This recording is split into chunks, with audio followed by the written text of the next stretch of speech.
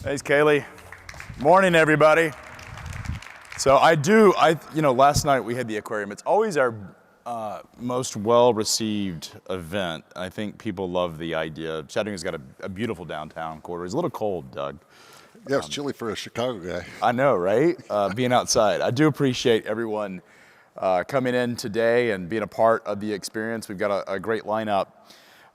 Doug, you were a public CEO. You've been at Echo. When did you guys were 30 employees when you actually got there, right? Yeah, 2006. And how many employees do you have today? Just under 3,000. Okay, so you scaled, you were public, you're now private. Yeah, we were a true startup in the beginning, had venture capital, and then went public, grew, went private, still growing.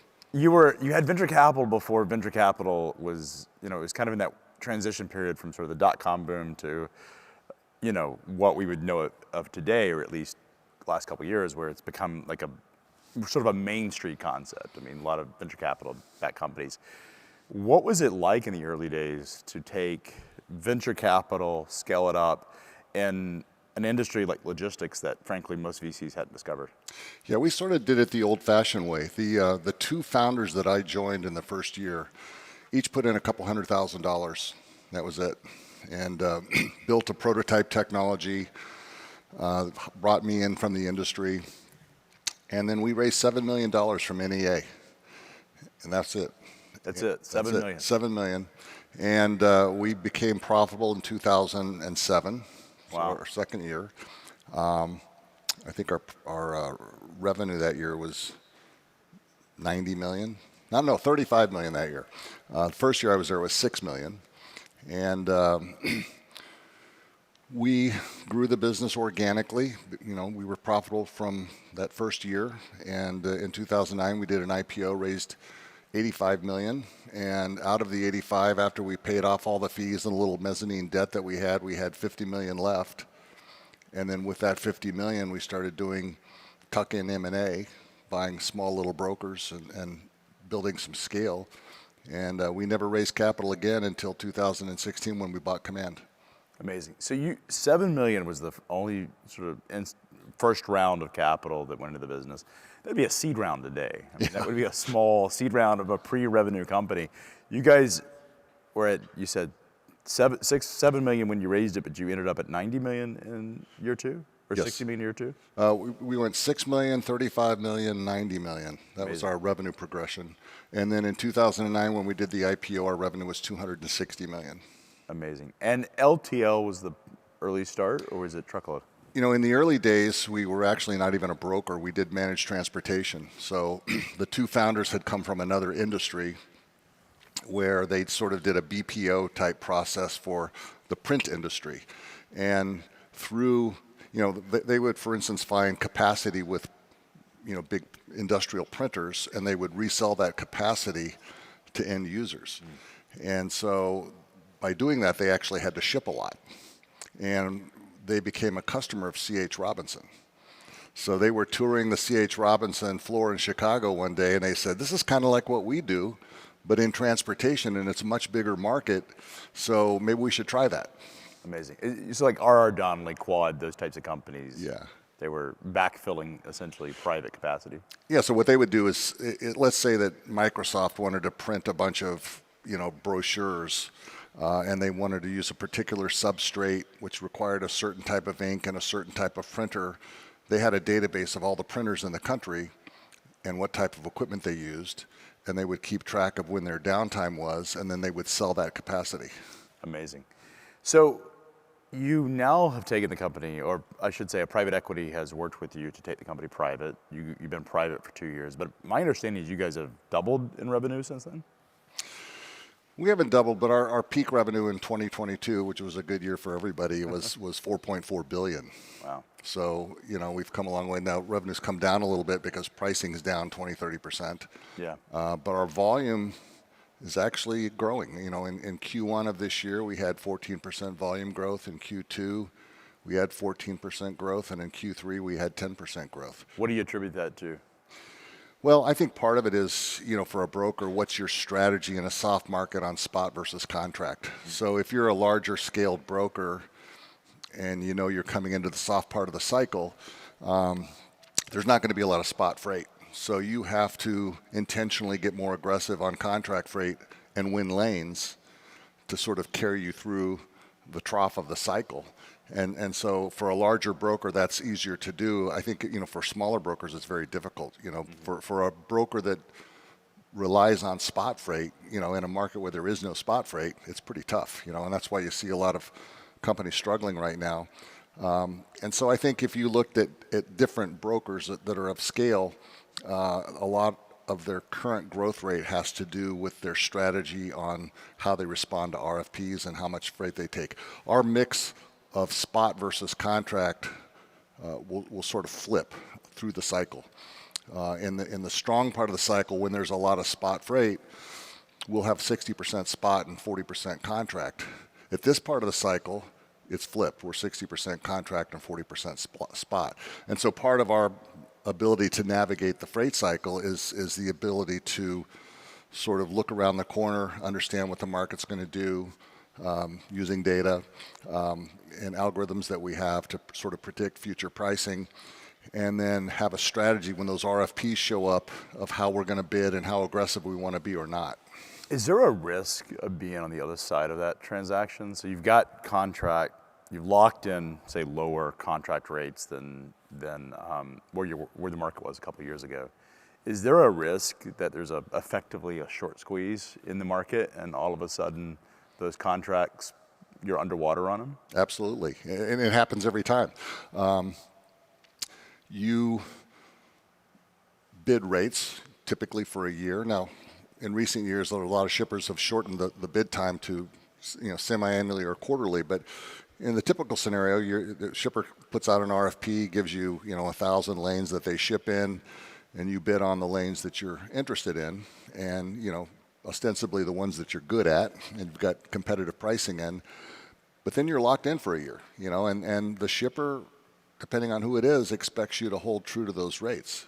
And so when the market starts to tighten up and the spot rates go up, because typically you're essentially selling at contract rates and you're buying at spot, you know, it's not uncommon for the spot rate to rise above the contract rate, and now you're upside down and you're losing money on every load. And you know, typically the way I describe it is that puts pressure, starting with the asset-based carriers, because the asset-based carriers have alternatives, right? They might be able to get 50 cents a mile more from the shipper next door.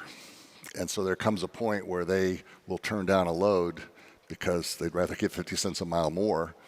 And then, of course, that's a tender rejection in your vernacular, which creates a spot opportunity for somebody else that's in the routing guide. So for us, the game is, okay, we know, and this is coming around the corner, if you think the market's going to get better, and I do, we're going to get squeezed on our contract freight, and we'll bite the bullet and we'll take the losses on a load-by-load basis where we have to. With some shippers, we'll be able to renegotiate higher prices. Other shippers will say, no, this is what you signed up for. But what happens is other players in the routing guide will start rejecting tenders, and that becomes spot freight that we get to bid on at the market price. So on one hand, we're losing money on the contract, but we're making, you know, respectable margins on the spot, and they offset each other. Plus, with the addition of the spot, there's more volume. So it actually turns into a pretty healthy time. And then over time, when the shipper gets tired of putting so much freight in the spot market, it softens them up to renegotiate the contracts. So you are okay, I mean, we'll talk a little bit about next year, but you're okay allowing short-term losses in your contract freight to maintain those relationships? Because the sort of typical perception of a broker, and again, I have an asset background, right? But the typical perception is that the brokers will be the first ones to actually reject loads if they're underwater. But what you're saying is the opposite. It's actually the asset carriers are the ones that are more likely to reject. Yeah, because the asset carrier has those precious assets that they need to be productive. We've got 50,000 carriers in our database. So if the normal carrier that doesn't take this load doesn't want it, you know, I've got 49,999 other carriers I could call. So it's probably easier for us to find capacity for longer than it is an asset-based carrier who's beholden to their own network. The other thing is, a lot of shippers will shift their preferences from asset to non-asset throughout the cycle, and we want to stay in their good graces. So we know to do that, we have to provide good service and we have to live up to our commitments.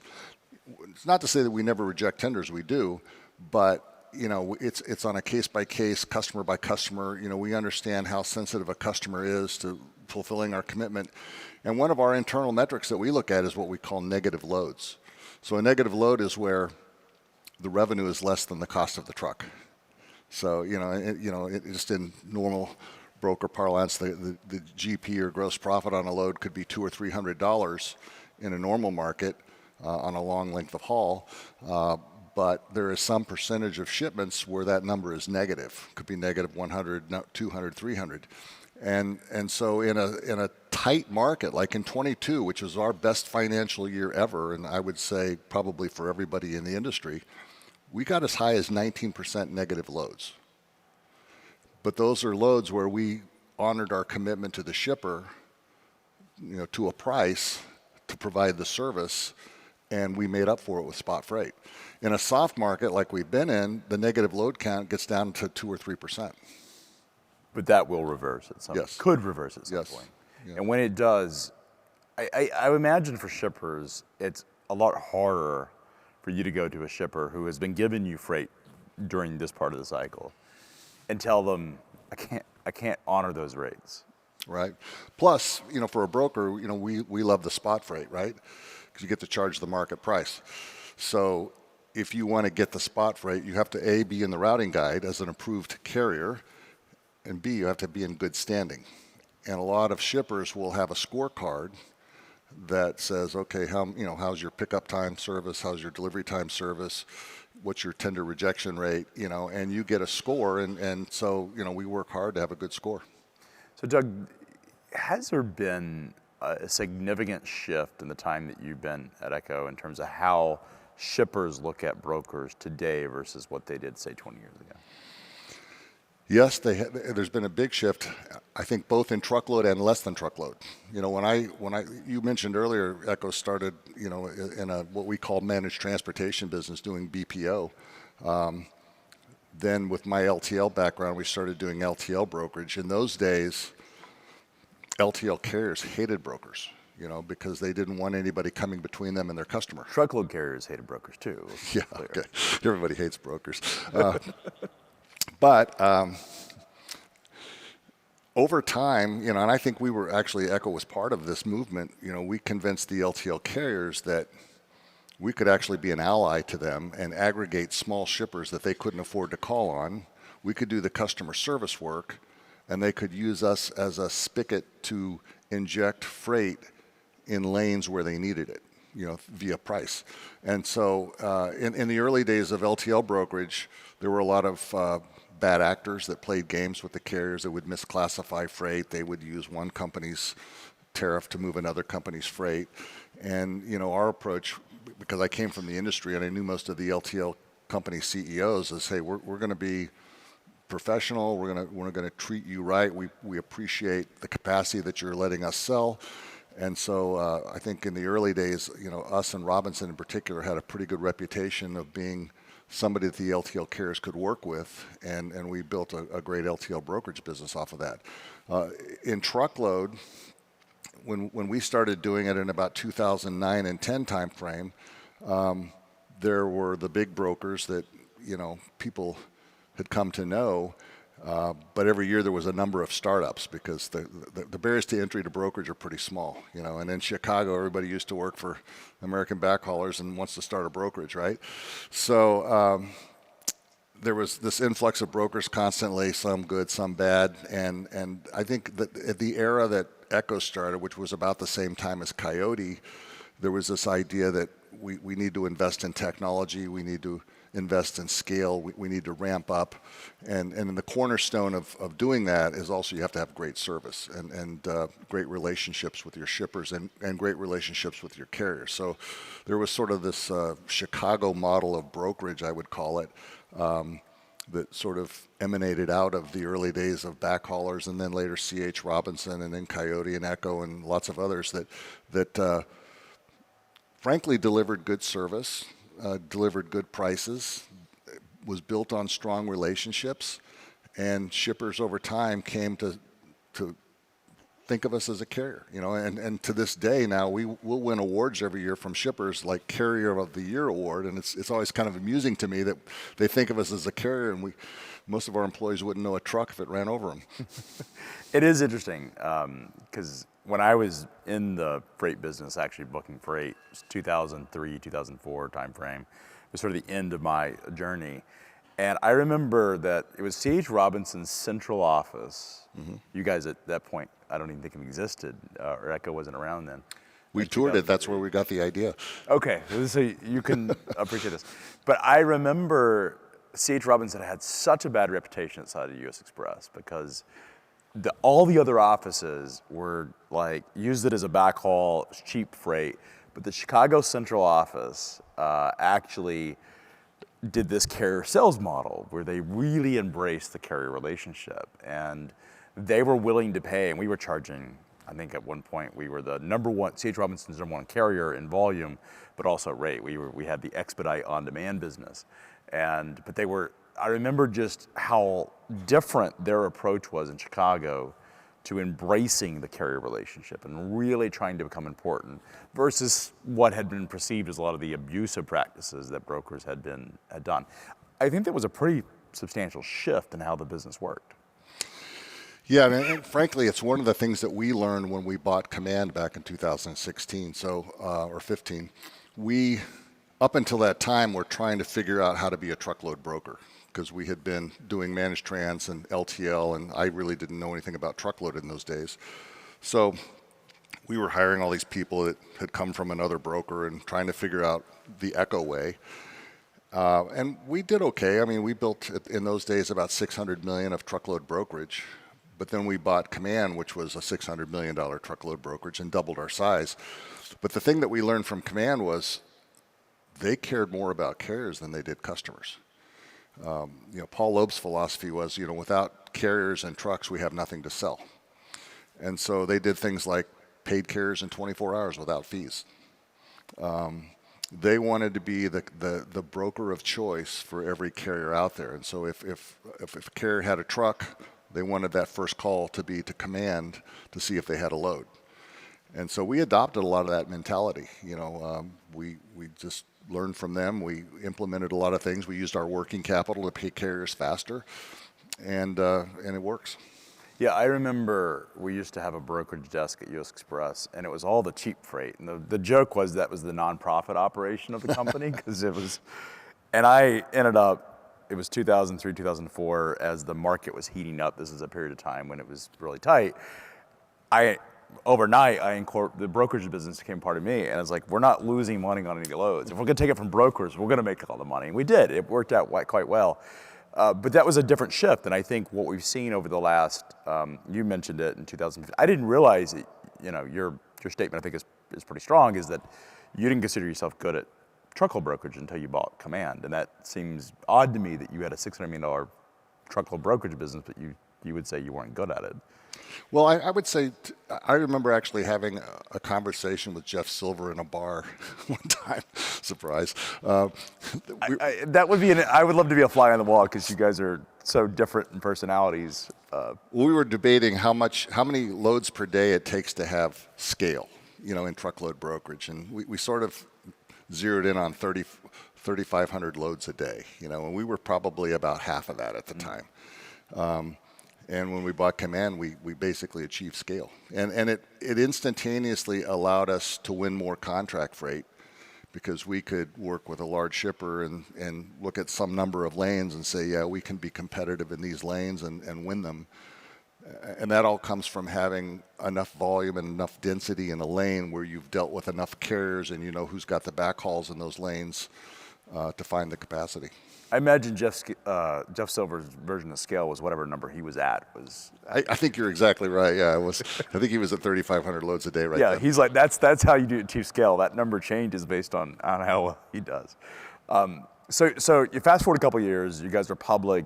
You weren't getting a ton of credit in the public markets. I mean, it was really C.H. Robinson as pure play freight brokerage. It was Robinson, although they had forwarding businesses and other, I'd say a broader spectrum of services than you guys did.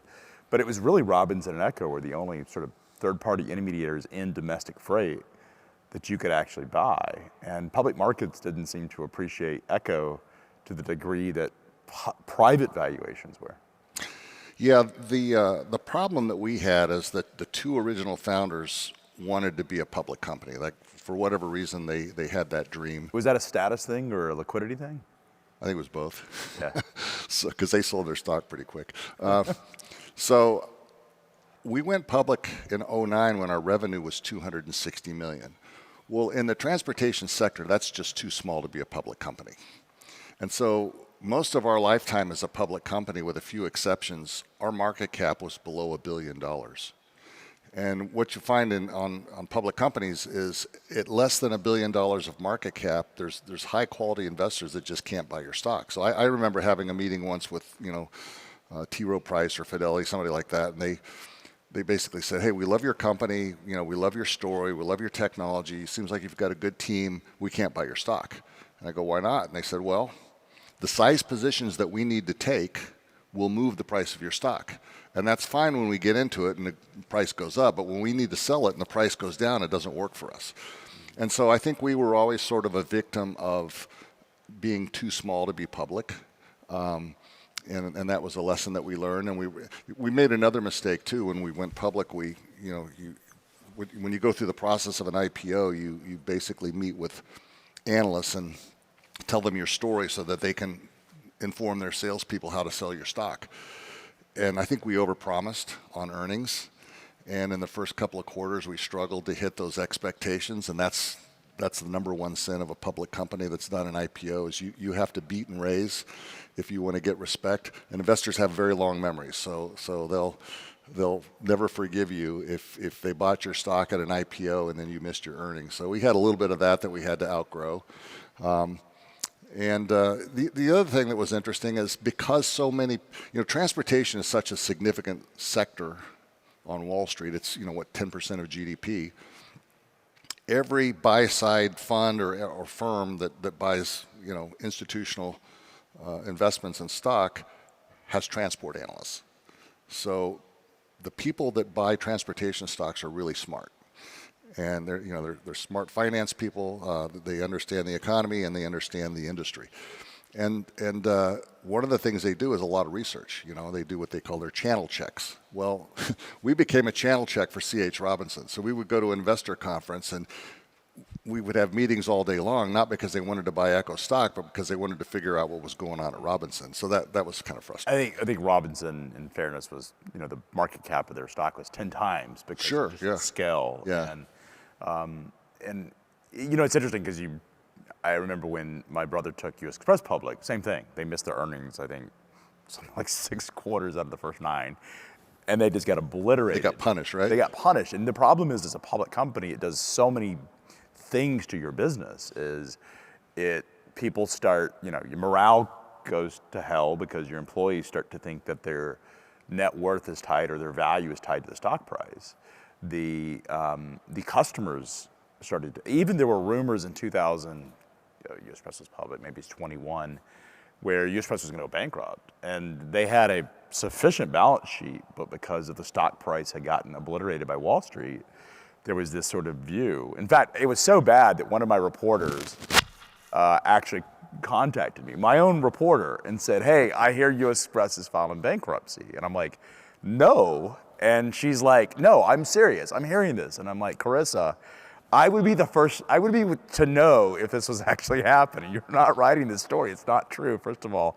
But there was such a perception problem of being public, and I think when you lose the confidence of the big money, the institutional money, it's hard to get that back.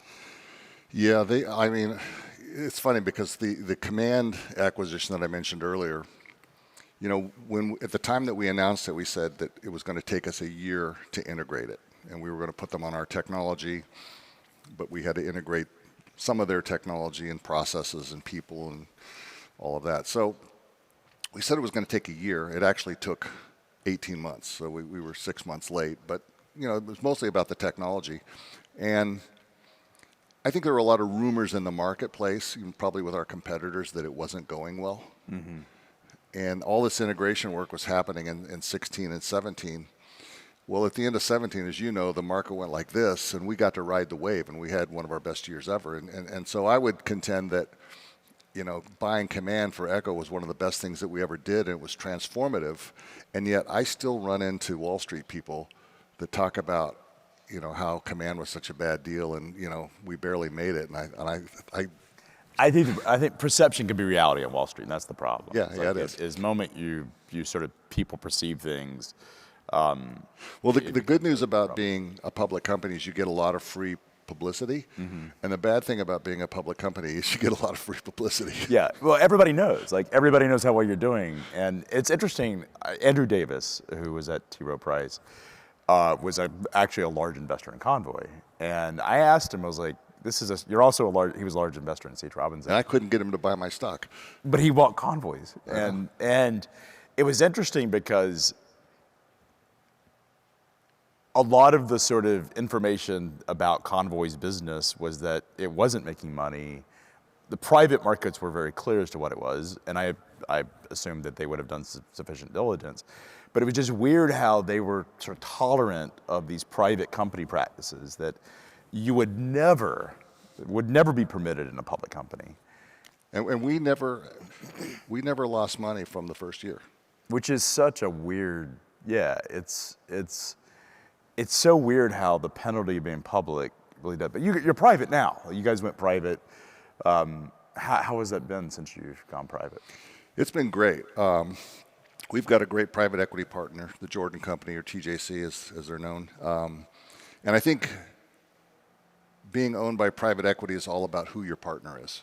I have a lot of friends that work for private equity, and they hate their lives. I know a number of those people. Because they've got that 26-year-old MBA in the corner that's biting at their ankles. Excel all the jockey. time. Yeah. TJC has been a great partner. They leave us alone. I jokingly tell people that they've never been to our office. It's true. Wow. I think that's a function of we're doing well and they trust us, and and they're smart people that stay in touch. So they know our business, but they let us run the business, and it's been a great experience. It was fun to be public. It was fun to put that notch in the belt and to go through that process and learn about Wall Street and how it operates. But I'm done with that. You don't miss it. No. It's the quarterly conference calls. It also changes how you run the business, right? So every quarter you're worried about making the Wall Street consensus numbers, and if you don't think you're going to, you're looking for all the levers you can find, which includes investments for the future. And so one of the nice things about being private is, I remember going to the Jordan Company and saying, we're spending X on technology. If we spend 1.2X, we can run a lot faster. And they believed in what we were doing, and they said, go for it. I remember calling my brother, who's my brother. Like, I love my brother, and I remember calling him after. First of all, my editorial staff was not they were pretty brutal on U.S. Express's earnings. But I remember calling him and apologizing, but also being like, I'm here for you, brother. I know John Kingston's articles don't suggest that we're here for you, but because it is personal. You do, I imagine, as a public CEO, you take it enormously personal. Well, there's an expression in the companies that you cover that you may not be aware of, which is this going to make FreightWaves? I take that as a bad thing, right? Well, some days. Some days it's good, some days it's bad. It's the polarization of, I get when the venture capital companies were sort of bidding up these companies, I'd have a lot of private companies that were really upset that they didn't get any coverage. And it's like, well, you got to give me a story. Like, I can't print companies does okay. Like, nobody reads that. It's very polarizing in terms of good or bad news. I will say, whether it's just human psychology, the bad news does so much better. I mean, if you go to the top 10 articles this year, it's bankruptcy stories. I mean, if it bleeds, it leads, as they say in the media business, unfortunately. So Yep. it's the controversial stuff that tends to catch people. I witnessed that on MSNBC and Fox News both. Yeah, well, it's interesting. After the election, I went to a media conference. This was, 2 weeks ago, and there was the big traditional mainstream sort of New York East Coast publishers, and back in 2016 they got the Trump bump because everybody, that sort of super liberal side of the world was sort of so angry that they were defeated. There was a totally different orientation of like, we're not reading the news. And I think you see that in traffic counts, is that there's been this sort of like resignation to something's different in the way people Huge drop off, yeah. Yeah. Speaking of the election, there's been a lot of conversation and the 2000 sort of next year's freight market. I've come out bullish about the freight recession ending. How do you feel about next year? I agree with your call. I think in part due to the normal freight cycle, but I do think the election has an influence on it. We've seen, as I mentioned earlier, we've seen our volume grow. It's hard to necessarily attribute that to the cycle, probably more our strategy on contract freight, but we have seen capacity coming out of the market. I would contend, and I think you agree with this, that the freight recession that we've been in has not been for a lack of demand. Yeah. I think demand's been pretty good. There was a drop off in demand after COVID when people came out of their homes and stopped buying stuff, but it was still reasonably strong. There was just way too much supply. Yeah. And so, talking to my friends that are in the insurance business and have seen a lot of non-renewals of trucker insurance, I think capacity is coming out. There's been failures. And demand is just held in there. And we've seen, in the last few weeks, and that doesn't make a trend, but they've been good weeks, and we're starting to see some of that margin squeeze that we talked about earlier, which tells you the spot rates are coming up and bumping against your contract rates. And I think for the election, I would get maybe a little metaphysical and say that most people think that what they experience in their reality creates their beliefs, and I would say it's the opposite. It's like what you believe will inform and create your experiences in your reality. And I think that a lot of people in this country just prove that they believe Trump is better for the economy. Now, whether you like him or not, I think that there's this idea that, hey, lower taxes, lower regulation, tariffs bringing jobs back home, all these things are going to be good for our economy. And that sort of that belief starts to bear fruit and create the animal spirits that move the economy. So consumers start consuming, companies start investing. We're seeing a glut of freight coming over from China, in anticipation of tariffs. And so I do think that in 2025, the animal spirits of the market psychology, caused by this election, in addition to sort of the normal end of the freight cycle, is going to heat up demand. I don't think capacity is going to come on anytime soon, and we're going to see a pretty good freight market. As you mentioned in your comments, 2 weeks ago, we're seeing seasonality for the first time in multiple years. We're seeing the week of road check. The market gets tight. First hint of produce season, the market gets tight. I had some of my people telling me that the last few weeks has been tight in the Midwest because it's hunting season and drivers are going hunting. In the last few years, there's been so much excess capacity that you couldn't feel that. Yeah. It's funny you mention hunting because it feels normal. And I think since, sort of the end of COVID was such a weird time. By the way, you think about that, it was like almost 5 years ago. Mm-hmm. And it was sort of this weird time for 4 years, or for 2 years, 3 years, it was weird just in society. And then we've had this weird freight recession. Feels like the fact that hunting or road check is not only an indication of normal, it feels like life is sort of returning to some level of normalcy. Yeah. It's like the weirdness has sort of gone from the economy, at least the freight economy. Yeah, even the seasonal bump that you see prior to the holidays, it's starting to feel a little bit of that. Yeah, it's interesting you say that. I would contend that, and I agree with what you've said, that freight demand has not been the problem. And I think it's hard for people, particularly the asset carriers, who sort of look at things very myopically in terms of their own participation in the economy.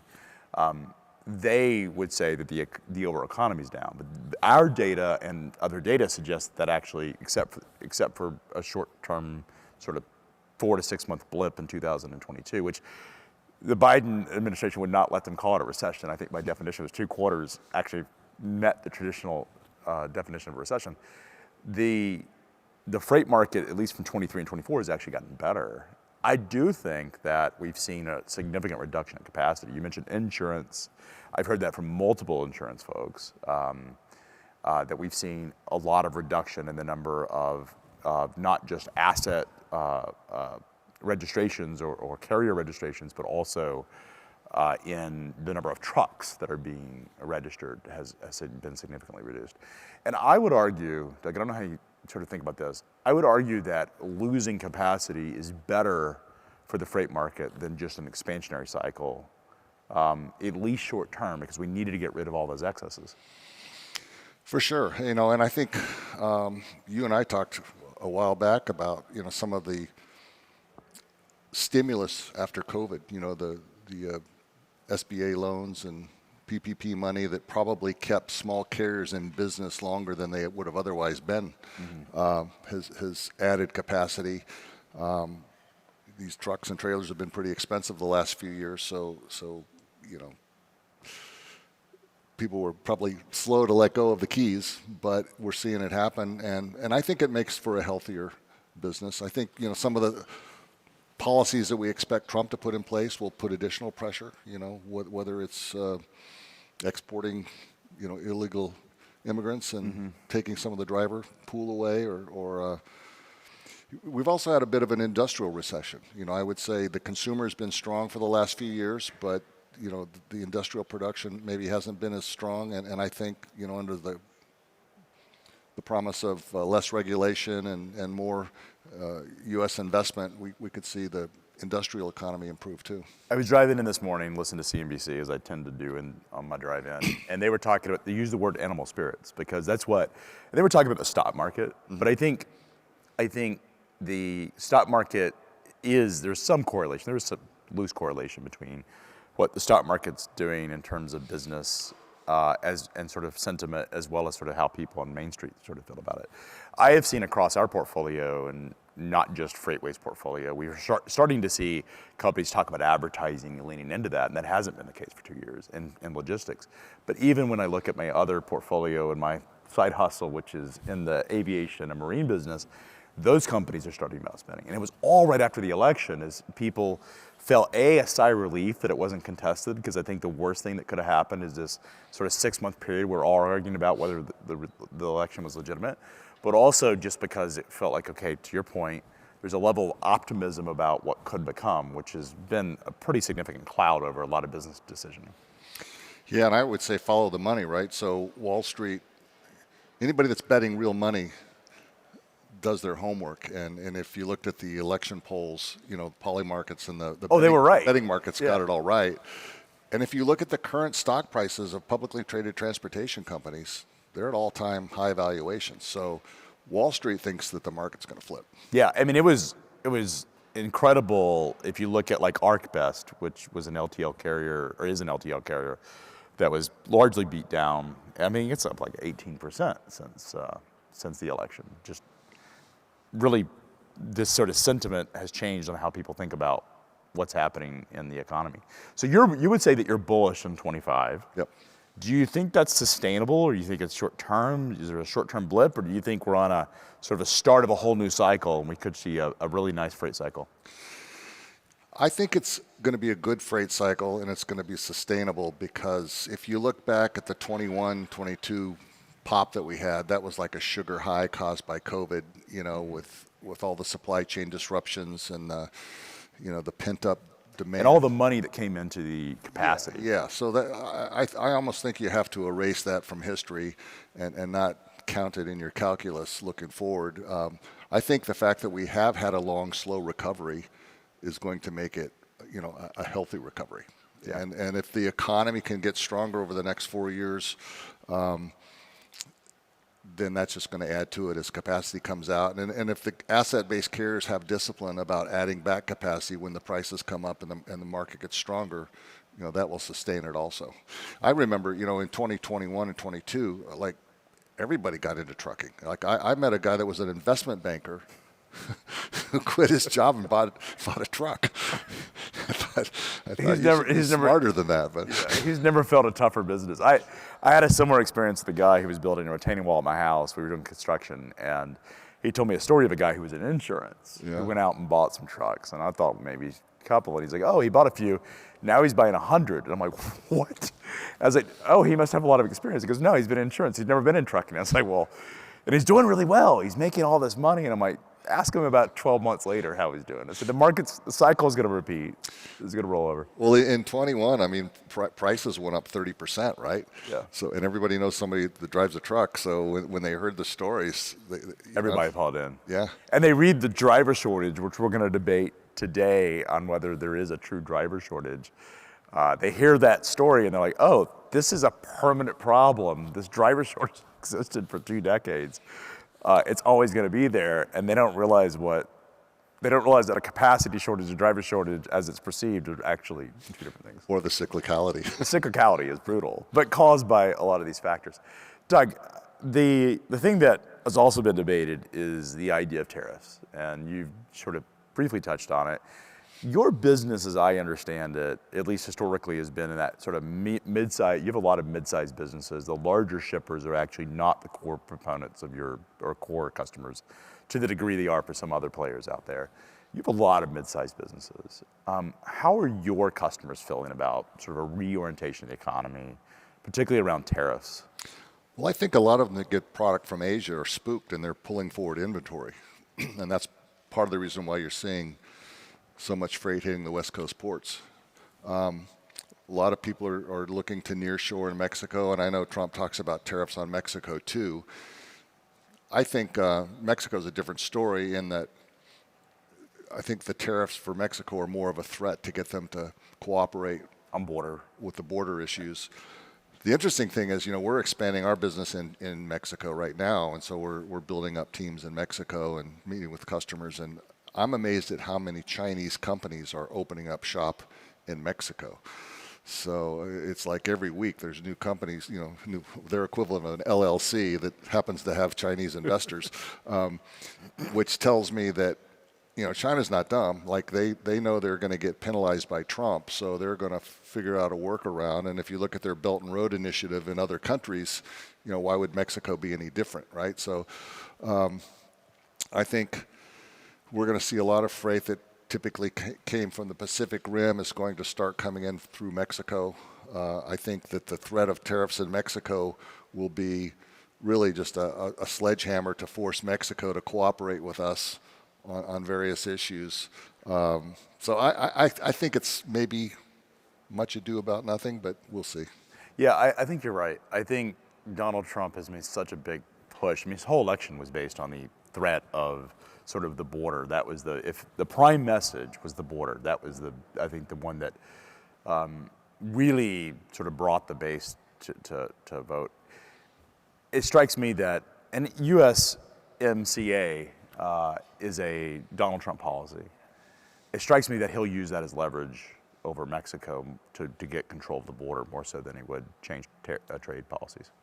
Yeah, I think the only challenge is going to be if you're a Mexican government official,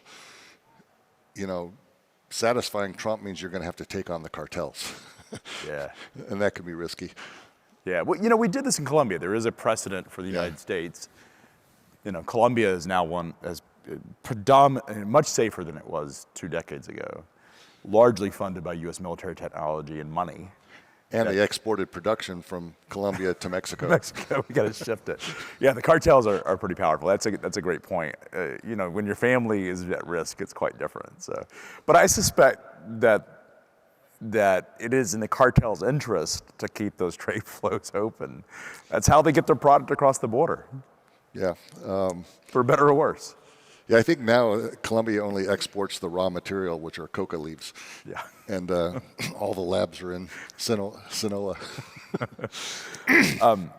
Doug, I think the biggest sort of question for our market is reindustrialization over the next decade, do you think that this is a long-term sustainable trend, or do you think that this is going to be a sort of Trump bump story that just fizzles out after a couple of years?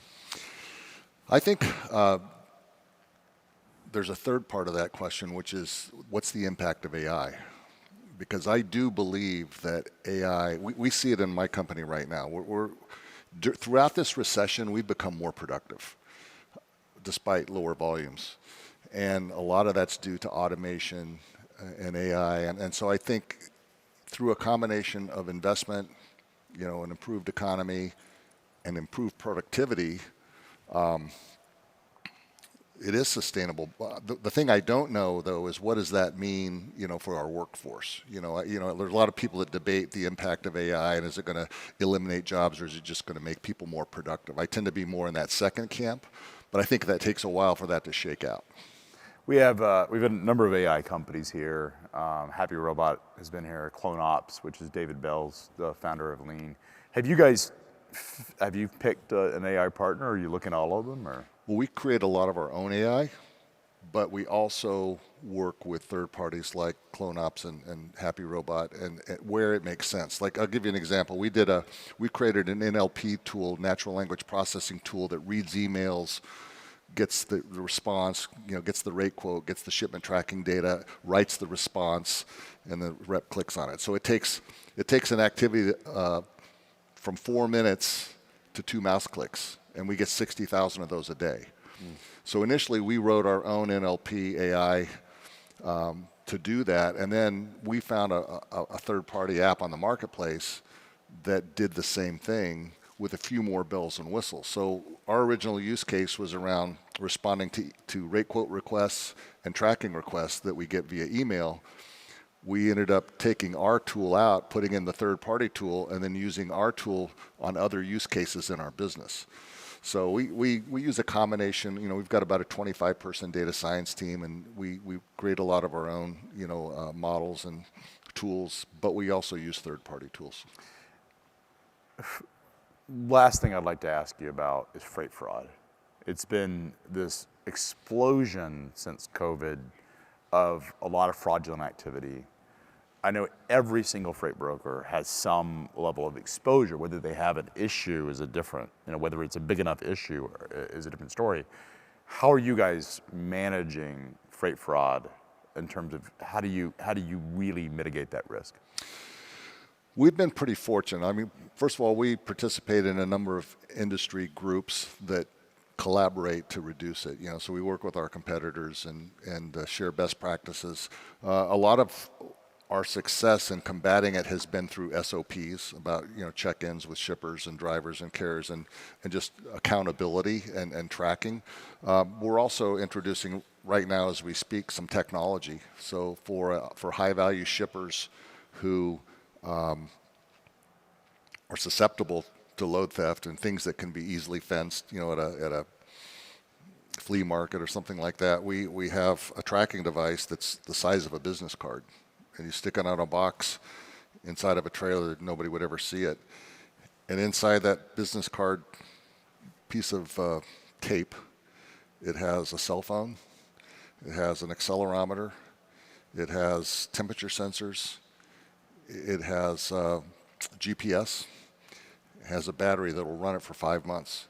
And you can program it to do whatever you want it to do. So you could say, if it was in a box in a warehouse, you could say, well, if this box is ever moved, wake up, call home, and report it.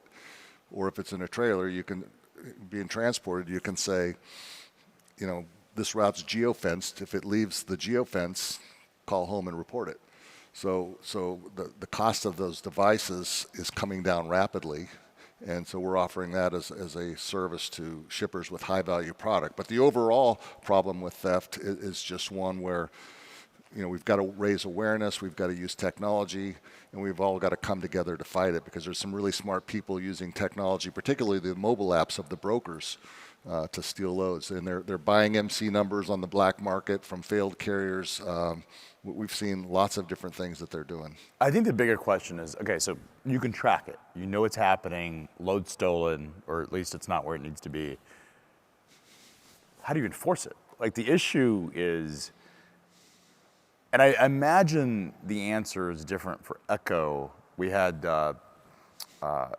Cindy Lee, who runs a really small freight broker in Chattanooga, maybe a dozen brokers, probably 15 million in revenue or something like that. I imagine her answer is quite different because you have resources to go after bad actors. But what do you tell to a small freight broker that runs a small business or even large? How do we get the authorities to take these issues seriously? That's tough. We had 6 loads that were stolen recently, and we tracked them to a warehouse, and we couldn't get the local police to do anything. Fortunately, my CFO's father was the town lawyer, so we finally got action and got our freight back. You've got to have a good, no matter how big you are, you have to have a good compliance program. You have to know who the carriers are that you're dealing with. You've got to look for things like, have they changed their email address? Have they changed their phone number? There's third-party tools like Carrier Assure that you can use to validate that they're a legitimate carrier. And you've got to use those tools. So that would be my best advice. The large asset carriers, by the way, have been dealing with theft for decades. I think probably better at responsiveness than perhaps some of the freight brokers are because drivers get hijacked. They have security departments, right? And they have teams, and they actually we had a guy we would call if we couldn't get the local authorities to do something, and somehow the cargo would get recovered, no questions asked kind of thing. And it strikes me as that, unfortunately, because the local police don't seem to care about these types of crimes. Well, and supposedly if it's interstate commerce, right, it's in the domain of the FBI, but they don't care. They don't care. They're so focused on anti-terrorism and drug, sort of the splashier kind of things that cargo theft doesn't seem like a priority for them. So it is an issue that, unfortunately, we don't have an answer for as an industry, but it strikes me that if the industry is going to truly solve or resolve the fraud problem, not only is mitigation an issue, but there needs to be, I think, some type of police response to this issue. Yeah, good point. So Doug, appreciate your time. Thank you so much for Thanks coming. for having me. Always enjoy it. Look forward to having you back. All right. Thank you. Thanks, Doug.